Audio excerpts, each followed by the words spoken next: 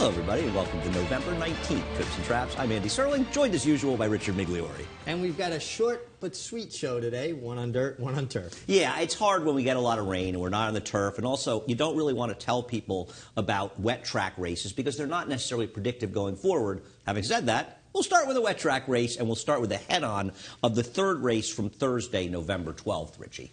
Yeah, and you got to keep an eye on this filly's front feet. Most horses drop their hind end and propel themselves out of the gate. She comes out on her tippy toes. So she breaks very slow, and then she ducks into the left. Well, that's actually pretty cool, Richie. You can really see that once you explained that to me, and I would never have ever seen that. And it's interesting because to break in, as you like to say, to open spaces with horses inside of you, you've got to get left. And as you were pointing out to me, this was her first start since Gulfstream last winter.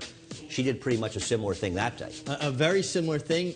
Again, coming out on her toes and then ducking in once she broke slow enough to have space inside of her. This filly has ability, and she puts herself in the game, and she takes Javier Castellano here down the backstretch. But is this something she's ever going to get over? Well, that's really the question with her. And you know, you wonder if, excuse me, if she has some issues, and if those issues were kept her away from the racetrack since last March. So maybe now if she can pair up starts, sometimes maybe that shows that Chad Brown is getting the bottom of why she's doing this. Yeah, no doubt. I mean, I think it's more of a mental issue with her. I don't think it's a physical thing. And now you're going to watch. She was running very level, and now when the horses drop over to the rails, they get close to the turn. Watch how she starts to climb right here when the kickback starts to hit her. And I think that's a great example of when a horse, you know, gets that kickback and how they'll change their stride. Because down the back, so she was completely clean because everybody stayed off the rail. Then when they get to the turn, they kind of, you know, everybody folds over. She got hit.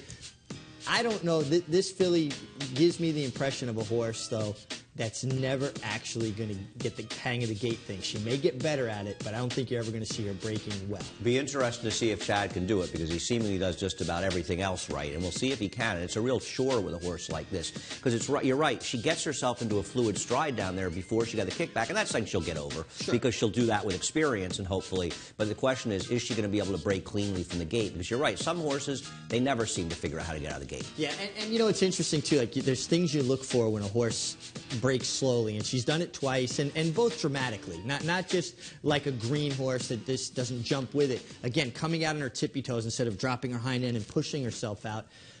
I think that you look for a horse, do they act up in the gate? Is there something that's making them? She stands perfectly still like a soldier. She's quiet. She just doesn't really have that, I guess, that mentality to drop and push off. And it'll be interesting to see going forward. My experience, these horses never, ever break well. It'll be interesting to see what happens. Now, she may well go to Florida with Chad Brown, and probably will, because she may be a bit of a project for him to deal with. And we'll see if she can next time out. It makes it hard to bet on a horse like this. You can't have confidence that she's going to leave on time. And she can run. And if she ever does get over it, I think you'll see a nice filly. What if she drew an outside post? Do you think that might help her? You know, again, I go back to the fact that she's good in the gate, she stands well, she's square, and then she does that kind of tippy toe out of the gate. I really don't think post position will make a difference here. It's interesting to see what happens with Sally Ride, because if she can figure it out, she can run in there. She didn't do that badly and certainly got into the race. Thought that the sixth race on Saturday the 14th was a very, very interesting race, because there were two horses, both the one Rock Eagle and the three Bullheaded Boy, who there are arguments could have won this race. And we wanted to talk about the rides and trips they got. And we have some differing opinions here, Richie and I. One thing I think we agree on, Richie, Jose Ortiz tried to get early position with Rock Eagle. This horse was not giving it to him. No, he was basically going up and down. He broke cleanly enough. He didn't break fast, but he broke cleanly enough. And he was trying to go forward, and the horse just didn't jump with it.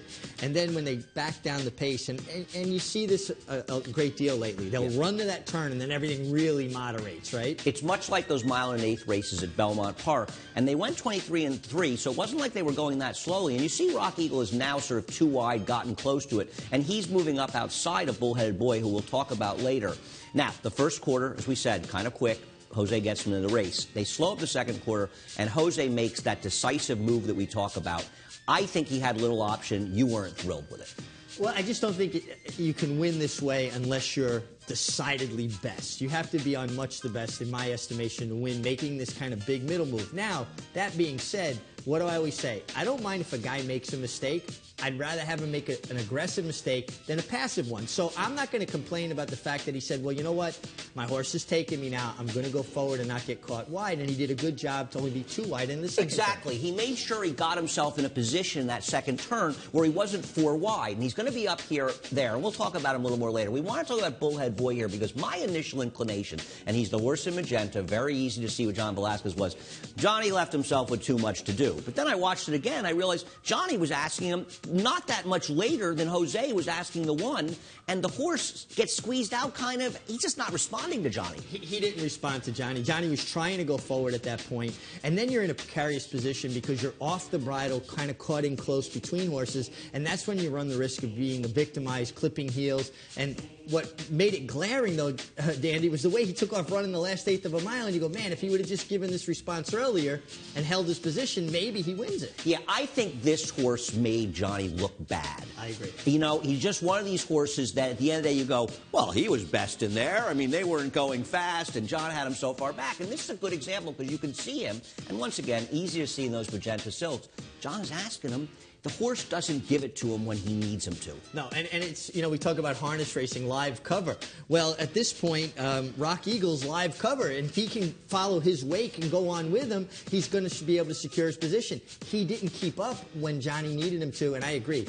This is the kind of horse that makes a rider look bad. And if he had more horse, he would have kept the 8 in. The 8 only gets out and kind of forces him out because the horse isn't giving it to him. It's not from lack of effort by John. And I think these are interesting races to watch because you look at Jose Ortiz coming out of the gate. He's asking Rock Eagle. Right. The horse doesn't give it to him, so he finds himself in a kind of mediocre position to start. If the horse gave it to him, he might have found himself in a pocket in what turned out to be a slower pace. The horse didn't give it to him. Johnny asked his horse in the backstretch, and he didn't give it to him either. Well, again, and it underscores the fact that these are not automobiles. They're not cars. You don't step on the accelerator and instantly get a response. You don't tap on the brakes, instantly get a response.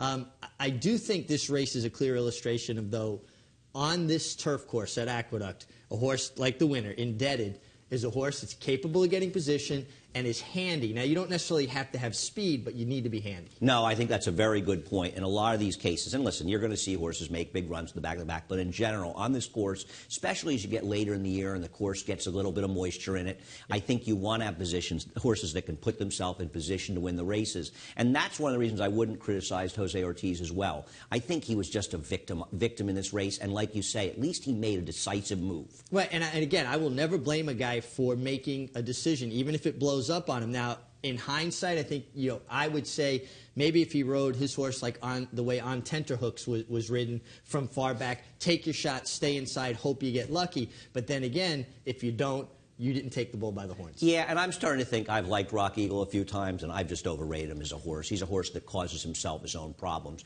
like he did in the beginning of this race. Well, and again, we go back to this turf course. It's a 7-furlong turf course, very tight turns. Some horses are just not suited to it. I don't think Bullheaded Boy's suited to it. Yeah. And honestly, I don't think Rock Eagle's suited to it because he's a bit more one pace, and I think that tends to lend itself to Belmont Park. I agree. Well, his only win was at Belmont, and Bullheaded Boy is another horse that's better suited to Belmont where they have the one turn. Once again, we can always use your help. It's trips and traps at NYRAinc.com.